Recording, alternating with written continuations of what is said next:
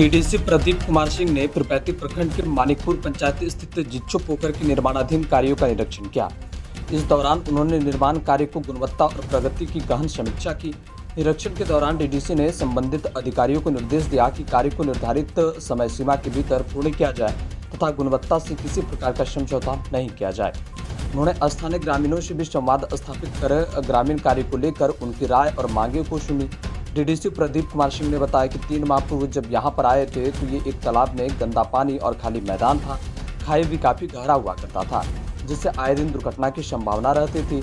अब इसका सौंदर्यीकरण कराया जा रहा है। इसके प्रति साफ सफाई करने का निर्देश दिया गया है। पूरा पोखर में पक्का घाट बनाने का कार्य किया गया है, जिसको छठ में भी काम कर सकते हैं। बाहर से भी आने वाले लोग बैठकर सुंदर नज़ारा का लुत्फ उठा सकते हैं। लोगों को सुविधा के लिए शौचालय, कपड़े बदलने वाली कमरा, इसके साथ सीढ़ी सहित अन्य उपयोग चीज़ों का निर्माण कराया गया है। आगे भी निर्माण कार्य जारी रहेगा। कुछ घरों के नाले के पानी आ रहा है, इसको भी ठीक कराया जाएगा। भविष्य में अगर ग्राम पंचायत चाहे तो इसमें हम लोग इसमें बोर्ड की सुविधा उपलब्ध करा देंगे। जो उक्त राशि आएगी उसको ग्राम पंचायत निधि में खर्च करेंगे। ब्यूरो रिपोर्ट, बिहार जागरण टीवी, भागलपुर से चंदन पांडे की रिपोर्ट। सर बताया क्या प्रशिक्षण दिया गया सर लोग? देखिए, निर्वाचन आयोग द्वारा जो स्पेशल इंटेंसिव रिवीजन चलाया जा रहा है पूरे बिहार में, उसी के क्रियान्वयन का समीक्षा करने हम लोग आज पीरपैंती ब्लॉक आए हैं। इसमें सभी बीएलओ से हम लोगों ने समीक्षा की, उन लोगों से जाना कि क्या क्या उनकी क्वेरीज हैं। ये काफ़ी शुद्धता से हम लोगों को करना है और पारदर्शी तरीके से हम लोग इसको सुनिश्चित कराएंगे। इसमें सभी लोगों को ब्रीफ किया गया है। इस पीरपैंती प्रखंड में जितने बीएलओ हैं 205, सभी लोगों को हम लोगों ने बताया है कि किस तरह से प्रक्रिया को ग्राउंड पर उतारना है और लोगों से घर घर जाकर उनका फॉर्म्स जो प्री फिल्ड फॉर्म है उसका सत्यापन कराना है। उन लोगों से डॉक्यूमेंट्स लेने हैं और वो लेकर हम लोगों को अपलोड करना है। तो कई तरह के इसमें डॉक्यूमेंट्स हम लोगों को चाहिए। उन सभी डॉक्यूमेंट की जानकारी हम लोगों ने इनको दी है। ये काफ़ी ट्रेंड बीएलओज हैं भी, पहले से भी इन लोगों ने निर्वाचन में काफ़ी कार्य किया है, परंतु किसी तरह का कोई इसमें गलती ना हो और कोई भी ऐसा मतदाता जो योग्य मतदाता है जिसको उसके मताधिकार का हनन ना हो, इसलिए हम लोग इस प्रोसेस को पूरे अच्छे तरीके से सुनिश्चित कराएंगे।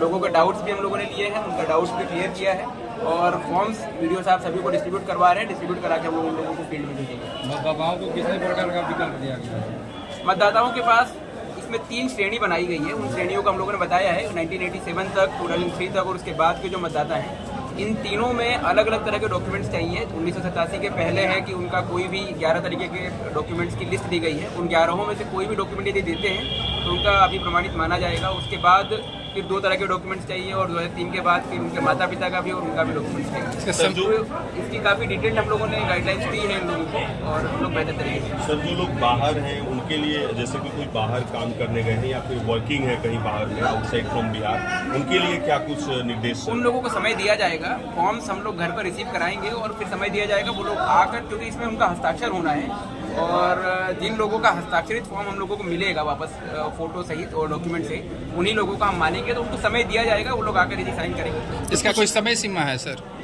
ये तो अभी 1 माह का अवधि दिया गया है आयोग द्वारा और उसी अवधि में हम लोग पीरपैंती के बीएलओ को क्या संदेश दिया सर? उत्साह बढ़ाया सर, हमने वो सुना सर। नहीं, हमारे काफ़ी अच्छे बीएलओज हैं। पीरपैंती हमेशा अच्छा परफॉर्मिंग ब्लॉक रहा है और यहाँ के वीडियो भी काफ़ी कॉम्पिटेंट है। ये लोग अच्छे से कराएंगे। बस हमारा ये था कि बार बार बताने का मतलब यही है कि किसी तरह से कोई खामी नहीं हो, कोई गलती नहीं हो और किसी योग्य मतदाता के मताधिकार का हनन नहीं। कुछ लोगों का सर बार बार कहना है जो उसमें डॉक्यूमेंट दिए गए हैं, कुछ लोग कहना इन सब में से कोई भी डॉक्यूमेंट हमारे पास नहीं है, उनके लिए क्या ऑप्शन होगा? काफी बृहद तरीके से इसको लिस्ट बनाई गई है। 11 जो लिस्ट है, उन 11 में यदि आपके पास डॉक्यूमेंट्स नहीं है, इसका मतलब है कि आप योग्य मतदाता नहीं है। चुनाव आयोग ने काफ़ी इसमें रिसर्च करके और ये जो जितने तरह के सरकारी डॉक्यूमेंट्स अलग अलग पीएसयूज के द्वारा, सरकार की अलग अलग एजेंसीज के द्वारा, केंद्र सरकार, राज्य सरकार की अलग अलग एजेंसीज के द्वारा जो निर्गत किए जाते हैं, उनका समराइज करके उन 11 का लिस्ट दिया है। तो हमको लगता है कि वो कोई भी योग्य मतदाता है तो उसका डॉक्यूमेंट होगा। जो डॉक्यूमेंट नहीं दे पाएंगे सर, तो क्या वो उन्हें एडिशनल डॉक्यूमेंट्स यहाँ